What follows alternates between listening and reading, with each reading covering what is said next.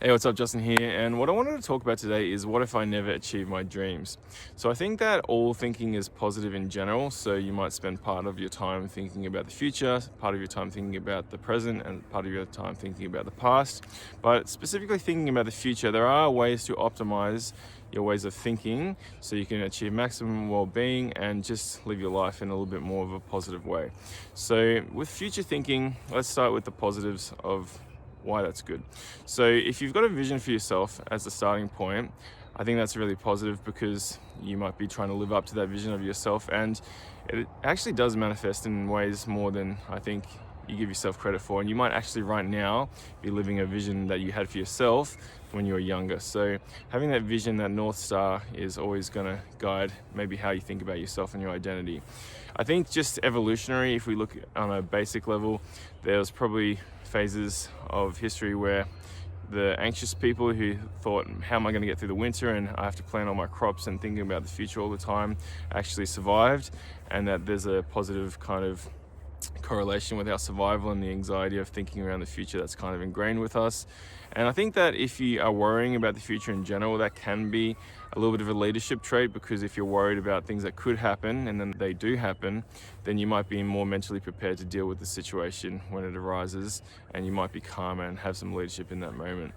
I think that thinking about the future can also keep going all the way to death if you just keep thinking about the future in a linear way, where I actually think time's a little bit more of a concept. So if you're thinking about death, you do need to come to peace with that, because I think a big part of this is living without fear. So thinking, what if I never achieve my dreams and what happens when I die? You want to come from a place of you're not living in fear. So I've had dreams where I've kind of gone up a cloud spiral and I could feel the warmth of love and everything at the top of the cloud spiral, and I heard a voice that said not yet, and I dropped back down into my body, but I knew that there was something up there. You can also think about maybe like if you just see the people that you love so much in the afterlife, or that you'll have all the answers or something like that in the future when you die, then I think there are positive ways to think about death and also do it in a way without fear, and just understand that it's one of those life big challenges. Thinking about what if I never achieve my dreams is a scary thought as well, but I think that everything that happens to you that is good is positive, and I think people actually do achieve their dreams as well. So coming to peace with that will just help you live without fear a little bit more. You don't want to kind of just hold on to the good things that happen in your life. And even if you've got this future thinking concept to you, you don't want this kind of up and comer vibe where you're kind of got this attitude where you think you're going to achieve big things, because it can kind of rub people the wrong way. And I like to take the approach of someone who's already achieved their dreams, like someone, I don't know, who's gone on some celebrity kind of peak or something like that, and they've achieved their dreams and now they just want to give back. They actually want to just contribute and do good things for society and communities and make other people happy. You can actually make the decision to have that attitude at a younger age than just going through and achieving your dreams and having that kind of arc in your life. You can actually choose to have that attitude. So the last thing I'll say about not achieving your dreams and thinking about the future is it does come down to living in the moment, appreciating your youth, and understanding that you can't take that for granted as well.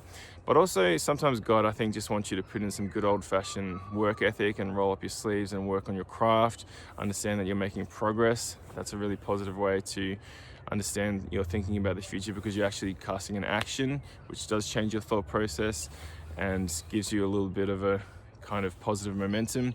I don't think hard work will solve all your problems. I've learned that the hard way. And I think that in general, asking for things, just asking God or the universe or whatever it is, asking within your soul what it is that you want and having that kind of part of your life, I think you'll get what you ask for a little bit more than if you just don't ask for things. So I think that's a part of thinking about the future as well, and living a balanced life where we think about the past, present, the future. We don't beat ourselves up for thinking too much or anything like that. We just navigate and craft our thought patterns in a way where we can live a spiritual life and be grateful for what we have that's in our lives that's good. So I hope you guys get some sort of value from this video, and I'll catch you guys next time.